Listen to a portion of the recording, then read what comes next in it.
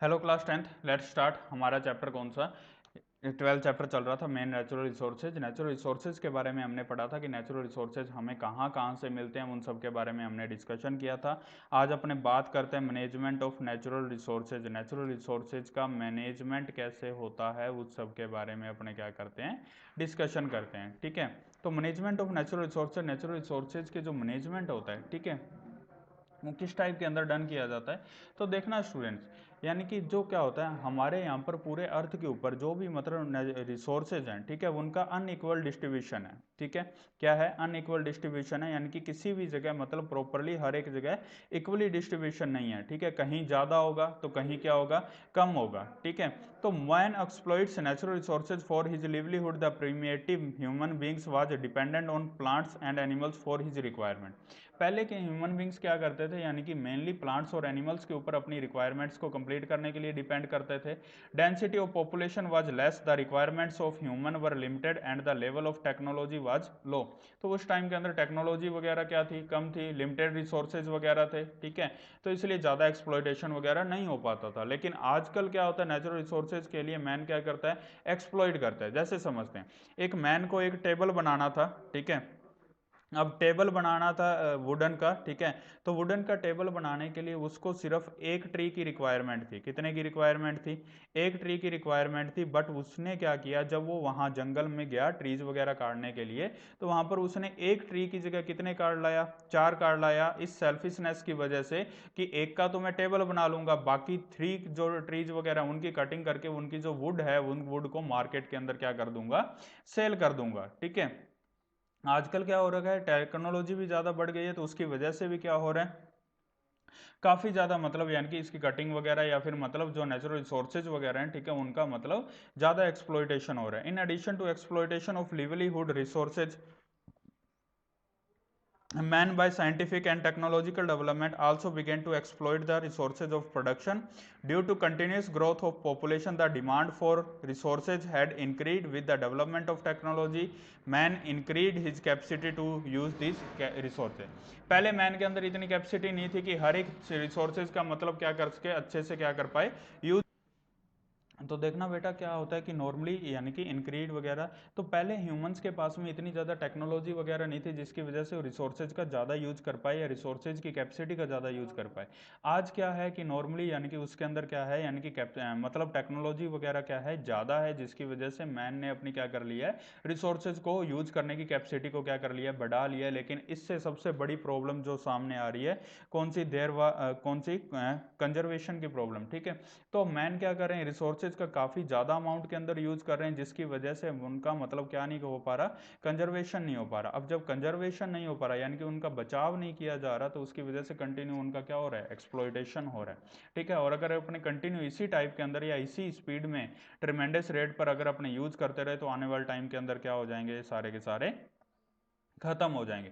Judicious use and conservation, अब conservation करने के लिए हमारे पास एक न्यायिक तरीका होना चाहिए, यानी कि सबको इक्वली क्या मिलने चाहिए, रिसोर्सेज मिलने चाहिए, और उनको कंजर्वेशन करने का क्या तरीका होना चाहिए उस सब के बारे में। तो यहाँ कुछ पॉइंट्स दे रखे हैं।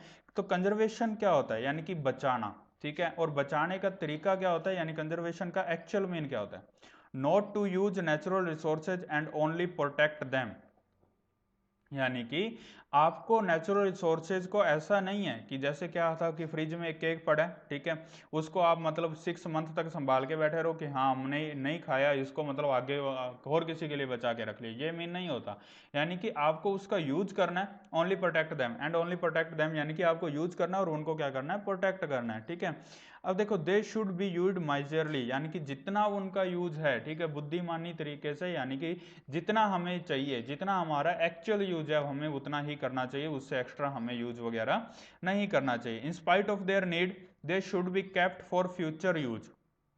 In spite of their need, यानी कि उनकी जरूरत के अनुसार be kept for future use, यानी कि हम उसका उतना ही यूज करें, बाकी का हम किसके लिए सेविंग कर लें, फ्यूचर के लिए क्या कर ले, सेविंग कर ले। But by conservation we mean that resources should be used sensibly to meet requirements. ठीक है, तो मतलब क्या होता है, यानी कि नॉर्मल कंजर्वेशन से हमें क्या करना चाहिए, मतलब लॉन्गर पीरियड ऑफ टाइम तक हमें उनको क्या करना चाहिए, कंजर्व करके रखना चाहिए। ठीक है, need for conservation of resources, हमें कंजर्वेशन करने की क्या जरूरत है। ठीक है, कंजर्वेशन करने की हमें एक्चुअल में क्या जरूरत पड़ रही है, तो उसके बारे में अपने क्या करते हैं, डिस्कशन करते हैं।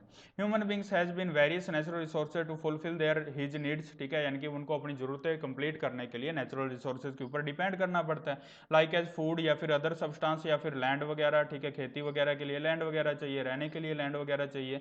तो उसी टाइप के अंदर क्या होता है, तो क्या होता है, जैसे मान लो एक जंगल वगैरह है। ठीक है, तो इस जंगल के अंदर मान लो यहाँ पर अब किसी को घर डालना है, तो यहाँ से इतने एरिया पर कट कर लेगा, फिर उसको खेती करनी है तो फिर इतना कट कर लेगा।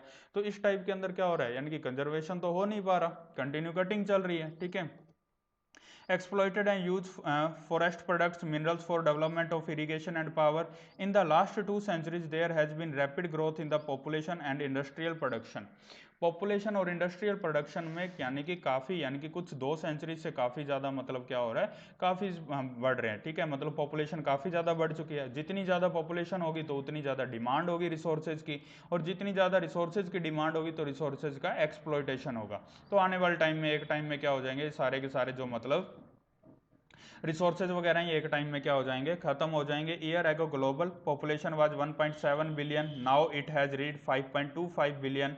our consumption for food, clothes, shelter, means of transportation, various types of equipments, industrial raw material has increased several times. Because of this, we are rapidly exploiting natural resources in a destructive manner. This has resulted in reasoning of natural balance if this equilibrium is lost, यानी कि जितना हम use करते हैं अगर उतना ही वापस हम क्या करें, कंजर्व करें अपने आगे आने वाली लाइफ के लिए, तभी हम अपने मतलब यानी कि जो रिसोर्सेज है उनको क्या कर पाएंगे, कंजर्व कर पाएंगे या सेव कर पाएंगे फ्यूचर के लिए।